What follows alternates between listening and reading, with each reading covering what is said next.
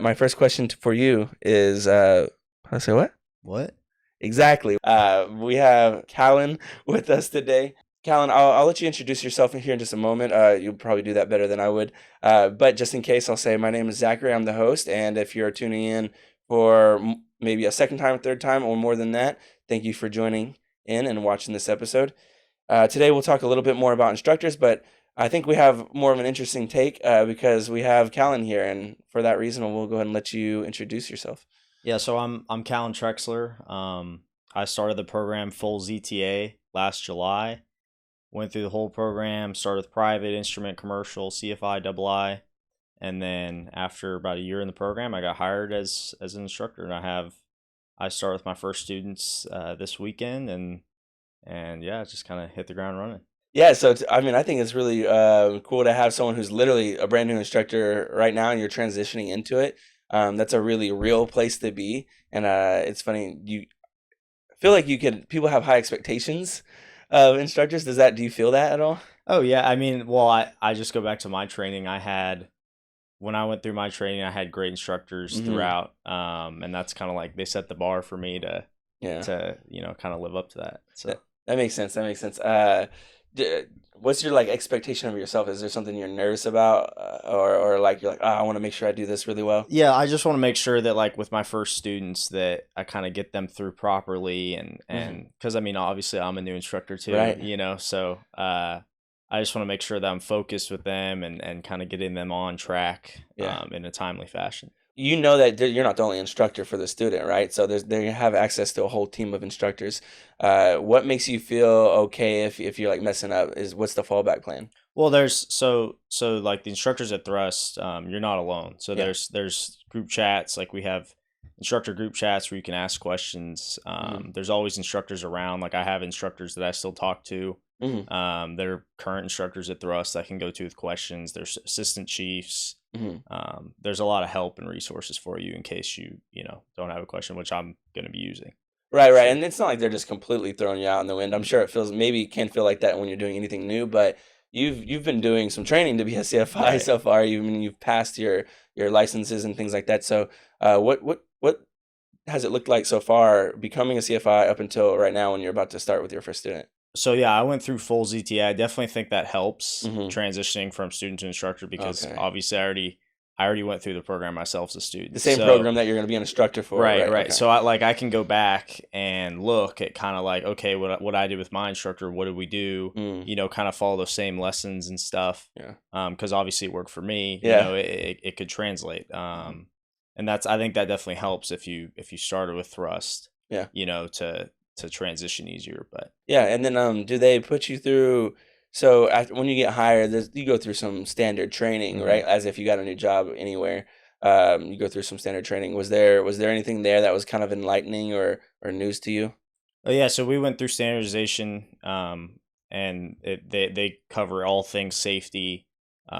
It's just all encompassing everything we're going to go through, Yeah. and I think that they put it together in a orderly fashion, and Yeah. and they get it through quick, Yeah. and yeah, you feel prepared to go on the line. That's good. Is that how you feel? You feel a little nervous at I all? Yeah, I'm a little nervous, but That's okay. Yeah. I feel confident Yeah. in the training that I've gotten, and Yeah. and I feel ready to go. Oh, So man, I'm gonna have to follow up with you and go out there and see yeah, how you're feeling because I really like talking to the CFIs who talk about like that transition from being a student into an instructor.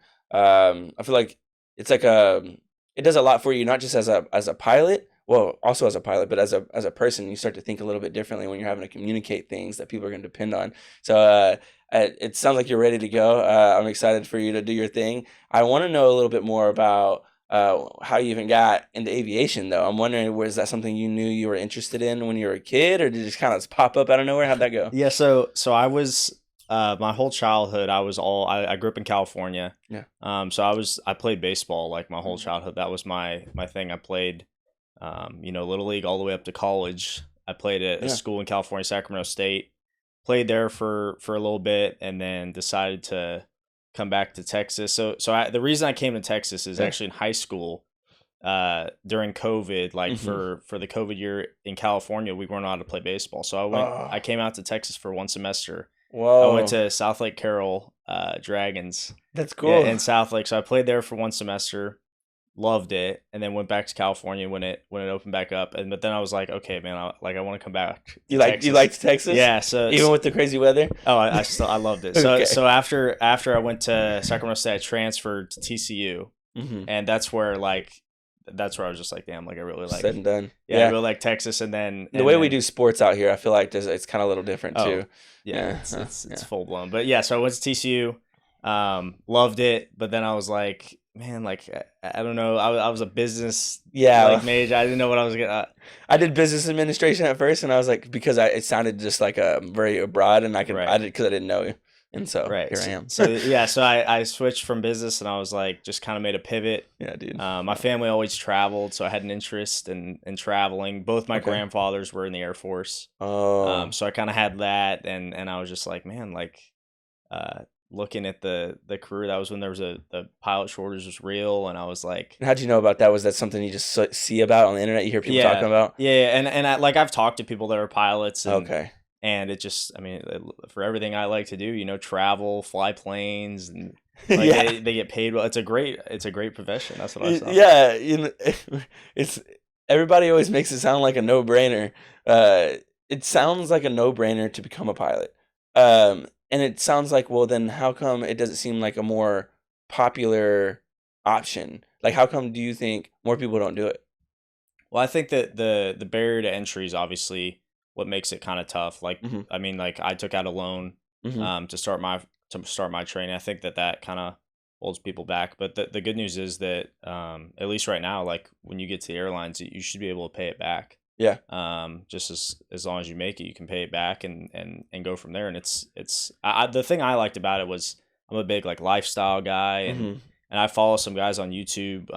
Like one guy follows, his name's Joey Muccio, and he posts, like, he's a pilot. Yeah. And he posts like the lifestyle of it, where like I like to work out and travel, be active, and that's what I like about it, is you're not working like 9 to 5, 5 days a week. Like it's a little bit more. I'm that way too. Yeah. I can understand that. Well, and I like that you said that it's something you can kind of expect to be able to pay it back once you get into your career, and then getting into the career after the training itself shouldn't be something you have to worry too much about either. And at some point, as long as you do what you're supposed to do, you should be able to get into your career. And then if you get in your career, you should be able to pay it back. It seems like the turnaround should be a little easier than maybe going to college. Right. Well, that's what I thought. Like I thought, versus going to college for 4 years, you can get through training in a year, and then you instruct. It's virtually the same thing, if not quicker. So. Yeah, and then I mean, you take out, depending on where you go, take out less or more loans depending on the comparison. But paying, regardless, paying it back seems easier, whether it be more or less. Now some people, they go to college, they do what they're supposed to do, and they get the job that they're looking for, and everything works out. If you don't know what you're doing, it's kind of scary to do that. Right. When you were going to TCU and you're deciding, I don't know, like you had friends that were pilots, like kind of what was your exposure to pilots while being at that age in TCU? Yeah, so I always looked at, like, there were guys I followed on YouTube and guys like that, and that, like, there were guys that I knew that were around the community in California that I lived in that were pilots, and I always kind of, even when I was playing baseball, I would talk to them, and they would tell me about their stories and like where they were going to this weekend and stuff like that, and I'd just be like, so man, cool. Like that's cool. And then I just kept on doing what I do, and then eventually I just kind of got to the pivot point where I was like, man, like I want to do that. Do you plan on going to a certain airline or moving anywhere specific? Is there anything that you're kind of looking forward to that this is like, this is kind of like the golden ticket for why I want to be a pilot? I mean, not necessarily. The airlines are obviously that's what I was going to say too, is like the airlines is obviously, the goal, but then there's private, and that's the thing too, is when you get into training, like I had never, the first time I flew a plane was in training. Oh, right. So I had never, like, I didn't have plane experience. There's some guys here that, they flew before thrust, or like their dad was a pilot or so. I didn't really have anything like that. Right. And then I got into it, and that was when I realized, like, man, like flying planes is cool too. Yeah, like, it's just kind of cool. Yeah. That makes people say that when they do a lot of people come and do like a discovery flight, and they're like, Oh man! And after that, they're like in within a couple of weeks or something like that. Have you been flying any other planes or anything like that outside of training here? The only other flying I've done outside of here is I met another pilot that Mm-hmm. he's a retired captain for American Airlines, and Nice. he has a Bonanza, Oh and so yeah. I've gotten to fly with him a little bit. That's been cool. Yeah. And then I went to Oshkosh last in July, Yeah. I heard and that's pretty cool. that was cool. I mean, that Yeah. was like I want to go next year. It was that Man, I'm gonna have to go out there one of these years, I guess. Maybe it's this next time. we went for 3 days and we saw probably like not even half of it. Like Yeah. that. I mean, there was just so much.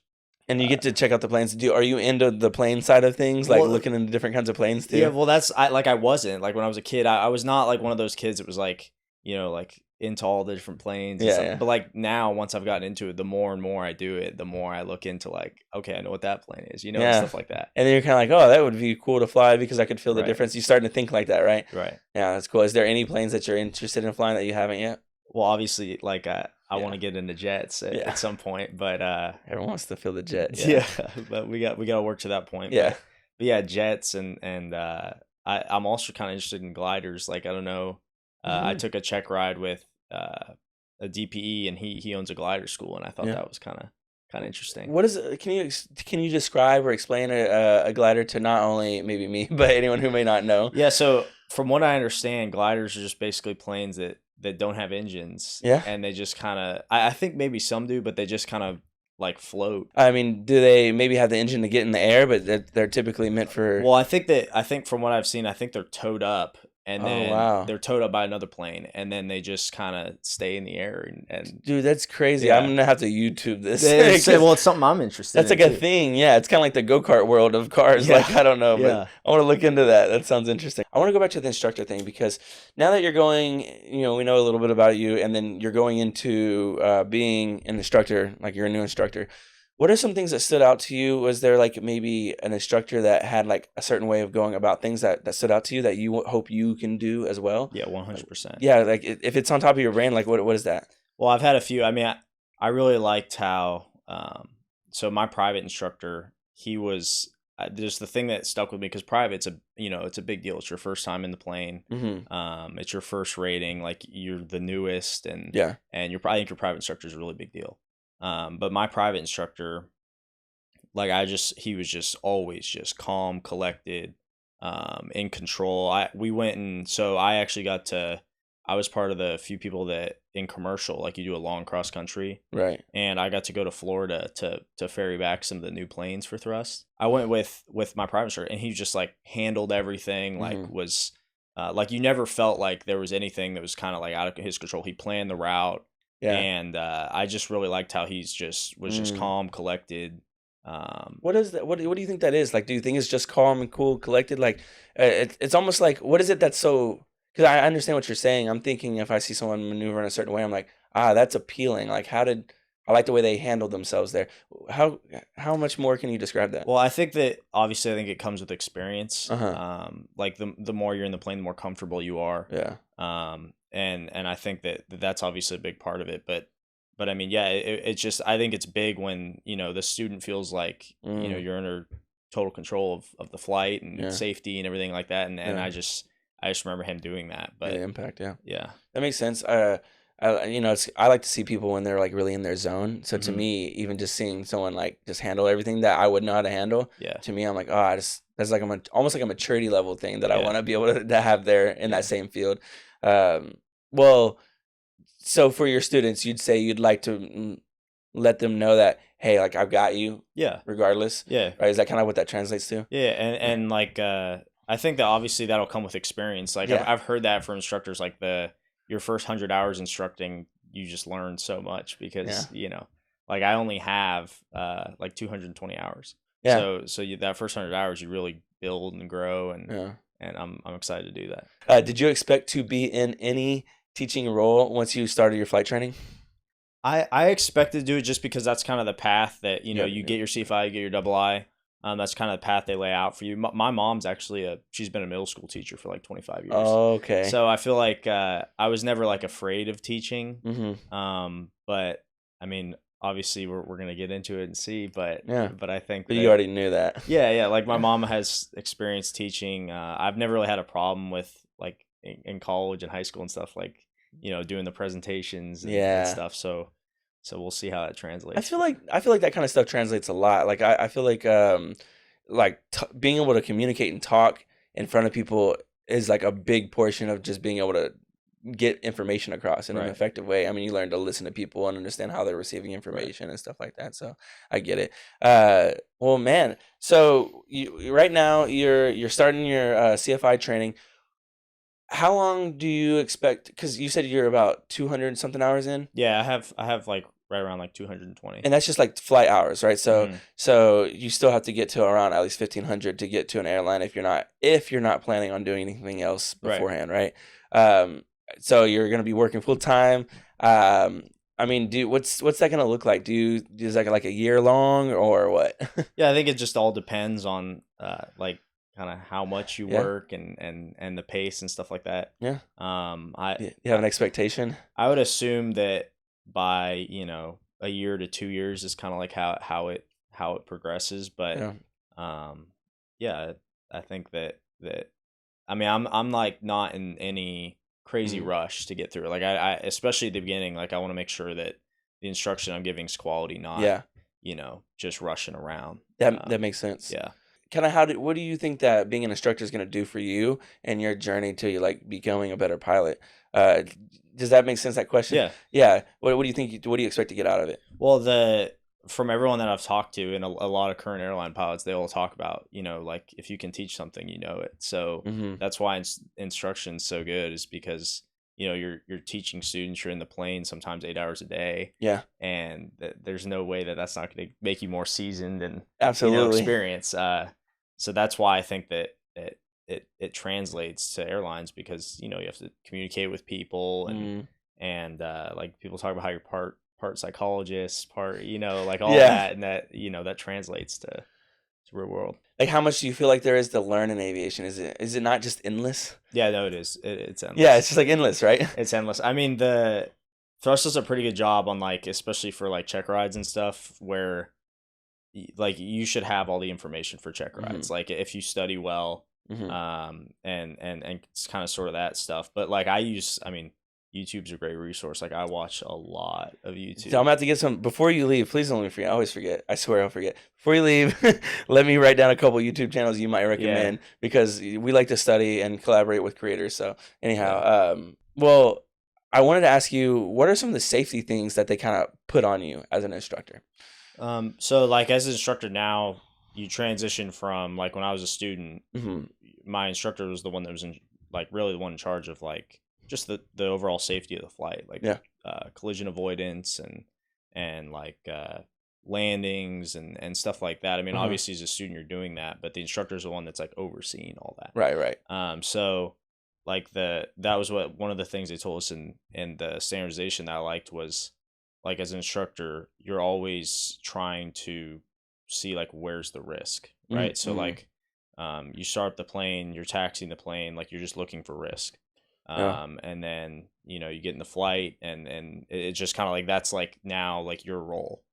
Which is an interesting mindset to be in. That could be even a scary mindset to be in, but that's the point, I guess. Yeah, yeah. Well, I Yeah. mean, you're just like and airline pilots do the same thing Yeah. where you're hoping it doesn't happen, but you're prepared if it does, Right. sort of thing. Is there anything like as a student that you remember like that's really like instilled in you safety wise that you that you're kind of carrying with you? Like, what are some of the safety things that you're carrying in from being a student?